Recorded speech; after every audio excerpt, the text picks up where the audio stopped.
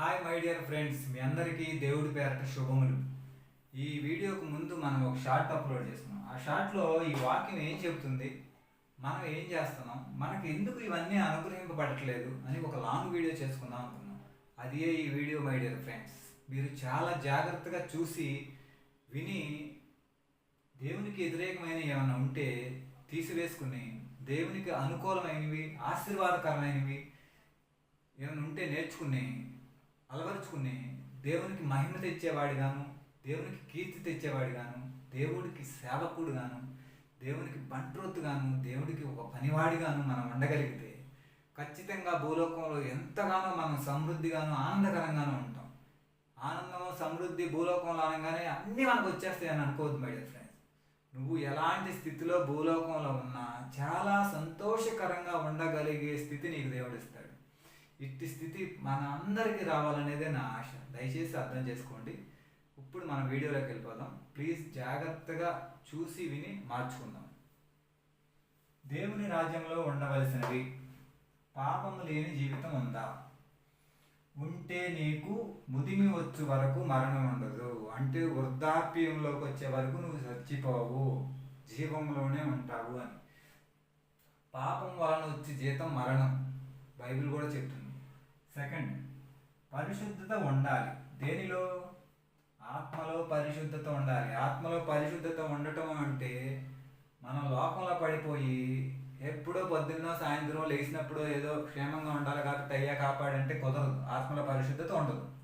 ఆత్మలో పరిశుద్ధత అంటే నువ్వు ఖాళీగా ఉన్న ప్రతిసారి ఆయనతో ఉన్న బంధాన్ని మనం రిలేషన్ ఇంకా స్ట్రాంగ్గా చేసుకోవాలి. మాట్లాడుతూ ఉండాలి ఆయనతో. అయ్యా అప్పుడు అది చదివాను కదా, అక్కడ అన్నాను, ఇప్పుడు ఇది చదివాను కదా, ఇది దేనికి సూచిస్తుంది, నేను ఎవరికి ఏం చెప్పాలి దేవుడి గురించి, ఇవే ఆలోచనలో ఉంటే నీ ఆత్మ పరిశుద్ధతలో వర్ధిల్లుతుంది. గుర్తుపెట్టుకోండి మై డియర్ ఫ్రెండ్స్. రెండు, శరీరములో పరిశుద్ధత ఉండాలి. శరీరంలో పరిశుద్ధత అంటే మనం 2 పూటల స్నానం చేయాలి అంటే చెయ్యాలి. ఇంకా ఏమన్నా నీట్గా చేసుకోవాలి, మంచి బట్టలు వేసుకోవాలి, శరీరాన్ని ఇంకా ఇంకా పరిశుద్ధంగా ఏమున్నాయో అవన్నీ చేసుకోవాల్సిందే. అది మనకు మేలే. ఇది లోకంలోదని మీరు భావించవద్దు మై డియర్ ఫ్రెండ్స్, దేవుడిచ్చిందే. తర్వాత ఆలోచనలో పరిశుద్ధత ఉండాలి.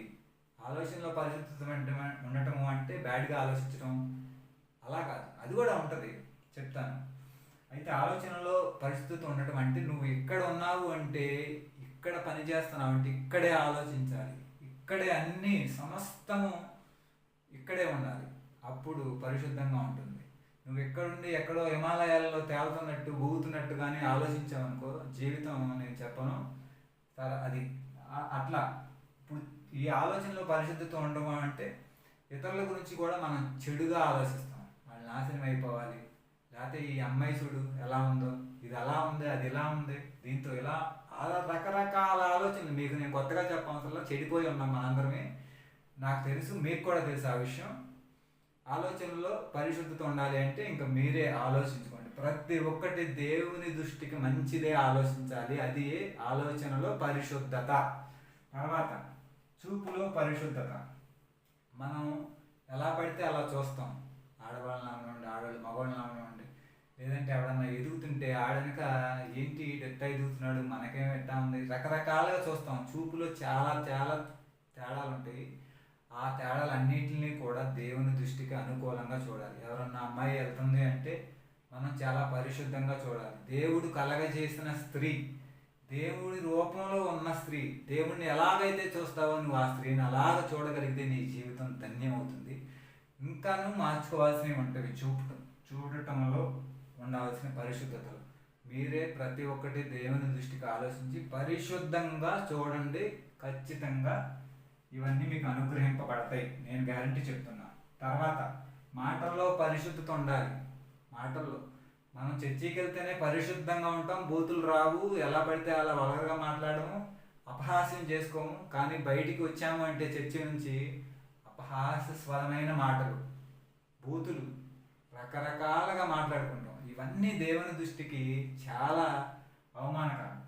ఈ మాటల్లో పరిశుద్ధత ఉండాలి అంటే నువ్వు బూతులు మాట్లాడకూడదు, వ్యర్థమైనవి మాట్లాడకూడదు, అసలు పనికిరాని మాట్లాడకూడదు. నువ్వు చేసే పని ఏంటి, దానికి సంబంధించిందే మాట్లాడాలి. నువ్వు ఎక్కడ ఏ స్థితిలో ఉన్నావో మంచి విషయాల్లోనే మాట్లాడాలి. వ్యర్థమైన కౌరులు చెప్పుకుంటూ, లేదంటే ఆడ గురించి వీళ్ళ గురించి చెప్పుకుంటూ సమయాన్ని వేస్ట్ చేసుకుంటూ అలా దేవుని దృష్టికి అనుకూలమైనది కాదు. మీరు ఒక్కసారి ఆలోచించి, మాటలాడుటలో పరిశుద్ధత అంటే దేవుని దృష్టికి ఏంటి, ఇది చాలామందికి తెలియదు. ఏంటో వెళ్ళామంటే వెళ్ళాం, చర్చికి వచ్చామంటే వచ్చాం, అంతే. చాలామందికి తెలియదు. ఖచ్చితంగా తెలుసుకోండి. తెలుసుకుని నోరు తెలిసి మాట్లాడేటప్పుడు 10 సార్లు ఆలోచించి దేవుని దృష్టికి అనుకూలమైనదే మాట్లాడండి, ఖచ్చితంగా దీవించబడతారు. తర్వాత ప్రవర్తన అంటే ఐడియా ఉందిగా, మనం చేసే ప్రతి పనిలో వెళ్ళే నడవడికలు అన్నీ కూడా దేవునికి అనుకూలంగా ఉండాలి. నువ్వు ఇప్పుడు వెళ్ళి ఏమన్నా అంటే తేవాలి, అది అవసరం. నేను చేయలేను, నేను చెందలేను, నేను అలా వెళ్ళను ఇలా వెళ్ళను కాదు. నీకు అక్కడ బాధ్యత ఉంది. నీ ప్రవర్తన, నువ్వు చేయవలసిన పనులు అవన్నీ చేసుకుంటూ వెళ్ళిపోతాం.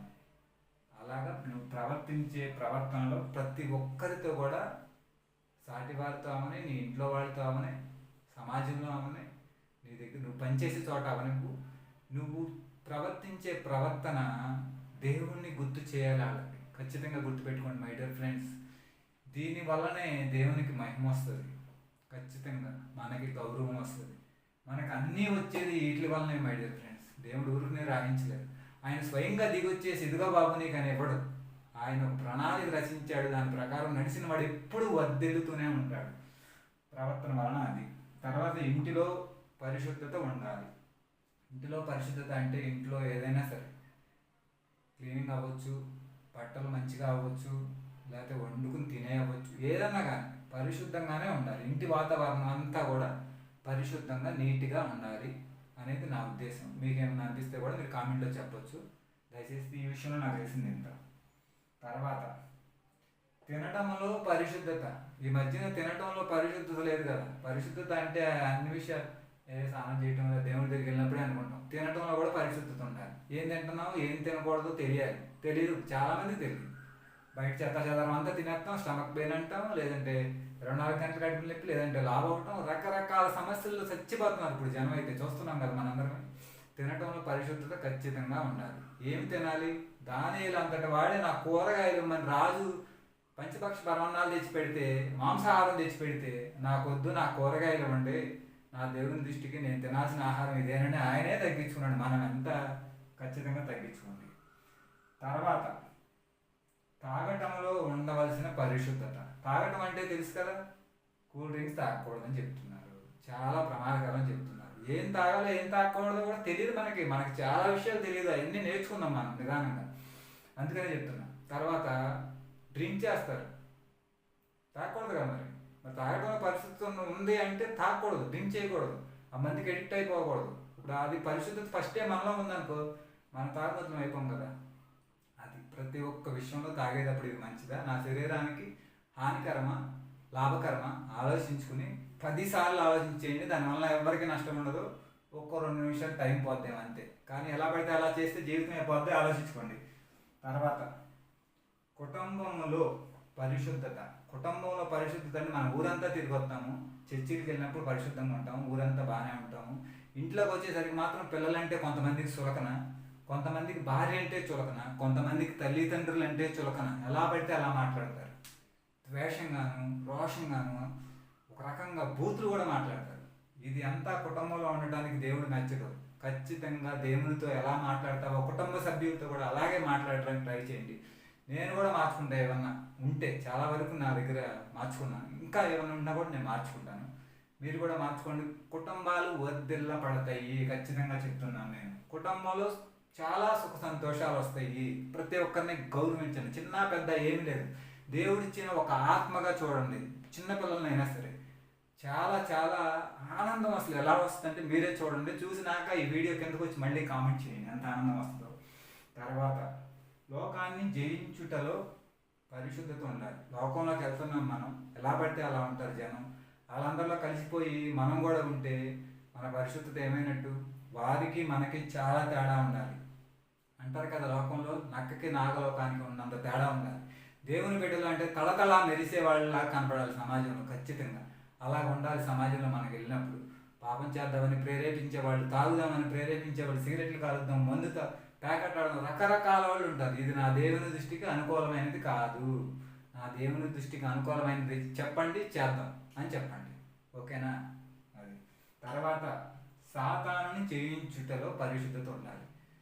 సాతానుని జయించుటలో పరిశుద్ధత ఉండాలి అంటే నేను సాతానుని కింద ఎందుకు రాశాను అంటే వెళ్ళి ఇవన్నీ చేయడానికి మనకి సాతాను అసలు అధికారమే లేదు, సాతానికి శక్తే లేదు. కానీ కొంతమంది సాతాను సాతాను సాతాను ప్రతి దానికి సాతాను వంకబెట్టి పనులు మానేస్తారు. అక్కడ నిప్పులు అంటారు, ఇక్కడ పట్టేసి సాతానే చేసింది అంటారు ప్రతి ఒక్కటి. అందుకోసమే నేను కింద రాశాను అన్నమాట, శక్తి లేని వాడు సాతాను అని. మరి శక్తి లేనప్పుడు ఎందుకు కింద మాత్రం రాయటం? ఆయన జయించాల్సిన అవసరం ఏముంది సాతాన్ని అని అనుకుంటున్నారేమో. సాతానుని జయించటము అంటే మనం ప్రతిదానికి సాతాను పేరు పెట్టుకుని మన పనులు ఎగకొడుతూ మన క్రమాలన్నీ తప్పించుకుంటూ మనం సాతాను దగ్గరికి వెళ్ళి సాతానుని చేతులు ఇలా మనం మీద వేసుకుని, సాతాను కౌగిలించుకోపోయినా సాతాన్ని కౌగిలించుకుని చేతులు ఇలా వేసుకుని సాతాను బంధింపకపోయినా మనమే సాతానికి బందీలుగా అయిపోయాం. ఈ విషయాన్ని తెలుసుకుని మార్చుకుంటారని నేను ఈ కింద రాశాను అనమాట. సాతానుని జయించడం అంటే సాతానికి శక్తి లేదు, సాతానికి శక్తి ఉందేమో అని మన శక్తిని మనం కోల్పోతున్నాం అనే విషయం మీరు తెలుసుకోవాలని ఈ కింద రాశాను. దయచేసి అర్థం చేసుకోండి.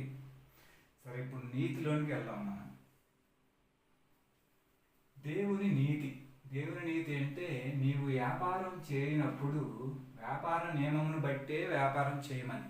వ్యాపార నియమం అంటే ఏంటి? దేవుడు ప్రతి దానికి ఒక నియమావళి ఇచ్చాడు. వ్యాపారం నియమం ప్రకారమే చేయాలి.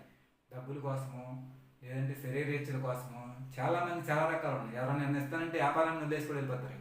అలాంటి చేసే ప్రతి ఒక్క వ్యాపారం ఖచ్చితంగా నష్టపోతుంది. దేవుని దృష్టికి అనుకూలంగా వ్యాపారం చేసే వాళ్ళ వ్యాపారం ఎప్పుడూ వర్ధిల్లుతుంది. ఖచ్చితంగా దేవుని దృష్టికి మంచిగా ఉండే వ్యాపారాన్ని ఎంచుకుని వ్యాపారాలు చేసుకోమని నా విన్నపం. ఇక్కడ రెండోది, ఉద్యోగం చేయనప్పుడు గవర్నమెంట్ అవనండి ప్రైవేట్ అవనండి చాలామంది లంచాలు అడుగుతారు. లంచాలు ఇవ్వలేదని పనులు చేయడం మంచిది కాదు. మరొకటి ఏంటంటే లంచాలు ఇవ్వలేదు అని చెప్పి కోపం పెట్టుకుని పని మానేయటం ఎంత తప్పు. లంచాలు ఇచ్చేటప్పుడు పట్టించారు వీళ్ళని పగ పెంచుకోవడం మనకే చాలా నష్టం. అలాంటివి ఏమీ కూడా క్రైస్తవులు చేయకూడదు. క్రైస్తవ్యులు ఉద్యోగానికి వెళ్ళటం అంటే సమయానుకూలంగా వెళ్ళాలి, సమయానుకూలంగా రావాలి. అక్కడ ఉన్న పని కన్నా కూడా ఎక్కువ పని చేయడానికి ట్రై చెయ్యాలి. మనం చాలామందిని చూస్తున్నాం, వెళ్తే కనీసం టైంకి రారు, మనం అడిగితే సమాధానం చెప్పరు, పైగా మన మీదే రివర్స్ అయ్యి వ్యతిరేకంగా మాట్లాడతారు. ఇది క్రైస్తవ్యుల్లో ఉండవలసింది కాదు. వాళ్ళు వర్ధిల్ల పడరు. ఖచ్చితంగా సమయానికి వెళ్ళి సమయానికి వచ్చి ఆయన పని పాటలో కరెక్ట్గా చేసేవాడు ఖచ్చితంగా దేవుని దృష్టికి ఎప్పుడు అనుకూలంగా ఉంటాడు. వాళ్ళు ప్రమోషన్లు పొందుతారు. జాగ్రత్తగా వినండి మై డియర్ ఫ్రెండ్స్.